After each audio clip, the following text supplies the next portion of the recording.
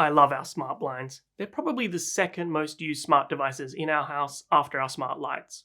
Every morning, when the first one of us walks out of the bedroom into a hallway, the blinds in the common areas of the house automatically open up. Then, after breakfast, when we walk into our home offices, the blinds in there open up as well. Later in the day, 20 minutes before sunset, the blinds close themselves and the lights fade on, getting the house ready for nighttime. If you've been watching my videos for a while, then you know that I've recently bought a new house and that I'm in the process of turning it into the best dang smart home that ever was. In my old house we were renting, so it wasn't really possible to put up new blinds, and I was really looking forward to getting stuck in and doing it properly in the new place. In this video, I'm going to show you exactly how I went about automating my blinds. I'll show you the different blinds and devices I researched, what I ended up choosing to use in my house, and I'll show you how I've set up some of my automations as well. My house exclusively has these roller blinds, but I'll also go over some other options for different types of blinds and curtains if you happen to have something different. Let's take a look.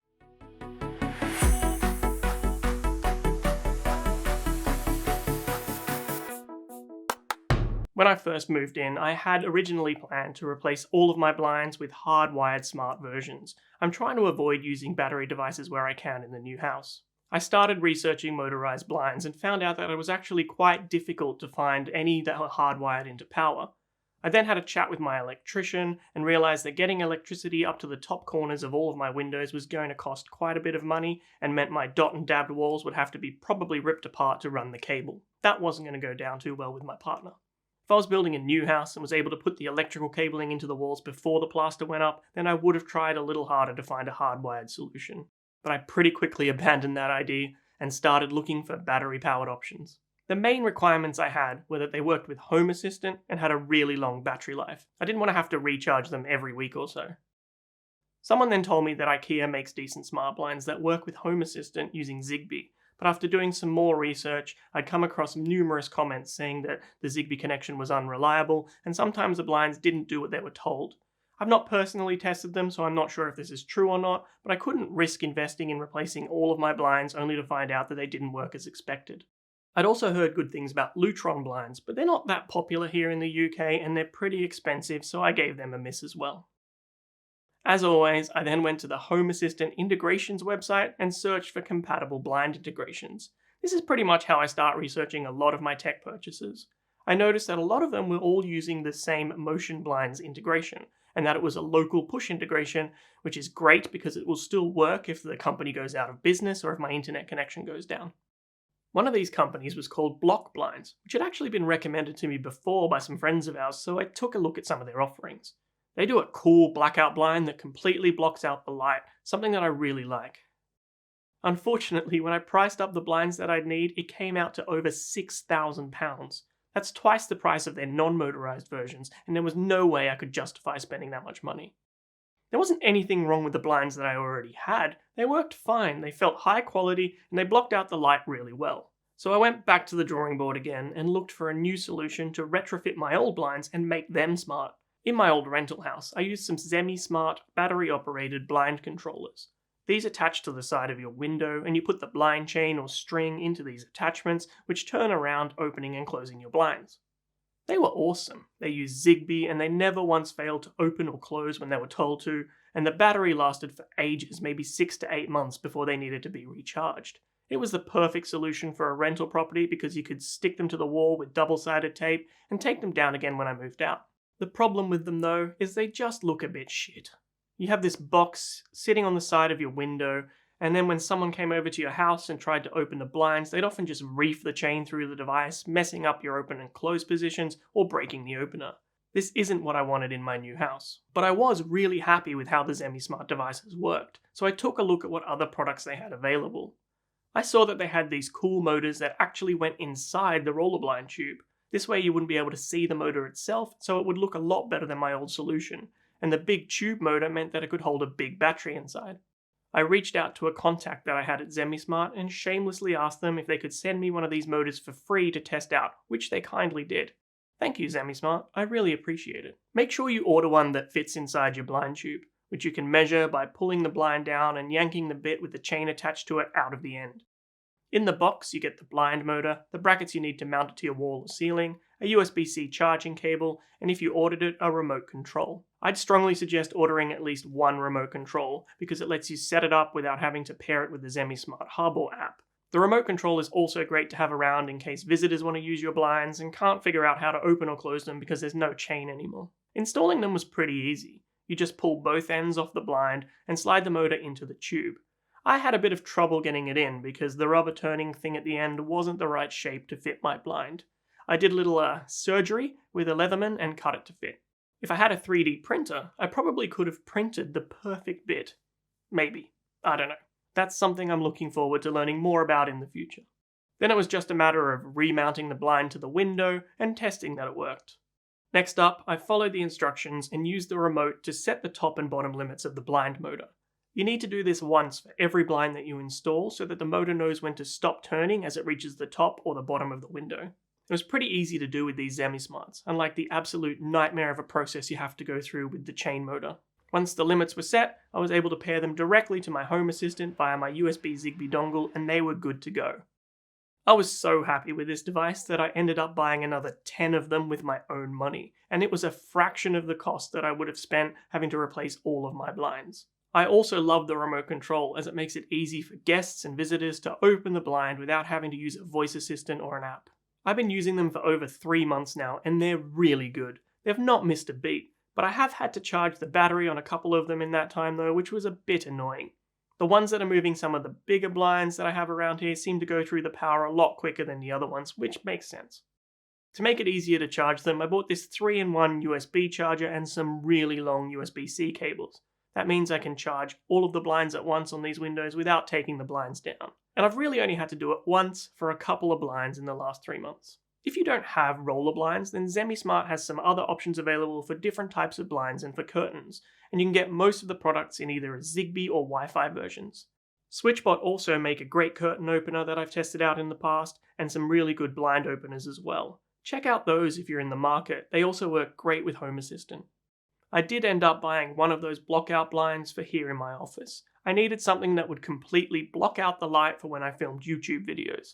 I didn't buy the motorized version because it was twice the price, and I figured I could reuse one of the ZemiSmart blind chain controllers that I already had. It was only for my office, so I don't particularly care if it looks rubbish or not. Sadly, the ZemiSmart had trouble opening and closing this large blind, and the chain kept slipping and it was making a horrible noise no matter what attachment I used on it. I then remembered that Aqara also make a device like this, so I reached out to them and see if they'd send me one to test. What's the point of being a YouTube influencer if you can't be cheeky and ask for things to be sent to your house for free? They graciously accepted, thank you Aqara, and they sent me their E1 Zigbee Roller Shade Driver. You get everything you need in the box to set it up, and it paired perfectly with Home Assistant using Zigbee. I've been using this blind motor for a couple of weeks now, and it's been much better at opening and closing this big blind. I think it's because the chain attachment that comes with the Aqara is capable of taking 2 balls at once. Sorry. So now all my blinds are connected into Home Assistant and it's time to start creating some automations. Before I do that, are there any blind or curtain devices that you guys are using in your homes? Let us know in the comments below. I always enjoy learning what else is out there that I've not come across yet. And whilst you're down there, please also consider subscribing to the channel and giving the video a like. It really helps me out. Thank you. Right, so the first automation that I made for my blinds was having them close each day at sunset. This didn't turn out to be ideal because by the time the sun is actually set, it's already really dark outside. So instead, we opted to have the blinds closed 20 minutes before sunset each day, which works a lot better. The automation also turns on the lights at the same time, so we're not stuck in the dark. I love this automation. When I come down from my office at the end of the day, I don't need to bother closing any of the blinds or turning on the lights. And in summer, when it's daylight outside, much later, the lights come on as the blinds close just as we're having dinner. It's just magical. I use Home Assistant for all my automations, but you should be able to set this same sort of automation up in a similar way no matter what platform you're using. I've also written articles for all of these automations on my Home Automation Guy website. So if you want to see in more detail how they're done, then follow the links in the description below to take you there. It should save you trying to pause and restart the video as you try and read them off the screen. The automation is triggered by the sun trigger at sunset. I then add that negative offset I was talking about so that it's actually triggered 20 minutes before the sun is due to set. I don't have any conditions here. I want this automation to run regardless of whether or not we're home, away, on holiday, so it looks to baddies like the house is occupied. In the actions area, I then call the cover close service and tell it that I want it to do this for the snug and hallway blinds. I then have another action that turns on certain lights if either of us is home. I use an if action here to first check if any of the residents are home and also check that the kitchen lights are off. I don't want the lights changing their brightness or turning on in their pre-configured way if we've already got the lights switched on. If those conditions pass, it will then turn on a couple of lights. I've then duplicated this automation for the bedroom blind and our offices with just a couple of small differences. For the office automation, I check to make sure that someone is in there before I bother turning on the lights. I also use an if action to check if my key light is on or not. If my key light is on, then I'm probably on a work video call. It's super distracting to have the blinds start closing if I'm giving a presentation or trying to concentrate on what someone else is saying. If the key light is on, I use a wait for trigger to wait until the key light gets turned off before it continues closing the blind. If the key light isn't on, then it closes the blinds as normal. For the bedroom automation, I've added a condition to check that the blind is actually open before it runs any of the actions. If we go to bed early for some reason, or if someone is in bed having a nap or is sick, you don't want the lights coming on at sunset. If someone's gone to bed early, they're going to have already closed the blinds manually, so it doesn't run the automation. So now we know how to close the blinds automatically. What about opening them? Well, here's how I do it. For the triggers, I use a combination of time and motion. I want the blinds to open every day at 9 AM regardless of whether anyone is home or not. I use a standard time trigger for this. I also want the blinds to open if we get up earlier than 9 AM because, we have to work and stuff. I do this also by triggering the automation if any of the hallway motion sensors have detected motion. But I don't want the blinds to open every time someone walks into a hallway. So I've added a few conditions here to make sure that they don't constantly open. The first condition makes sure that the sun is up.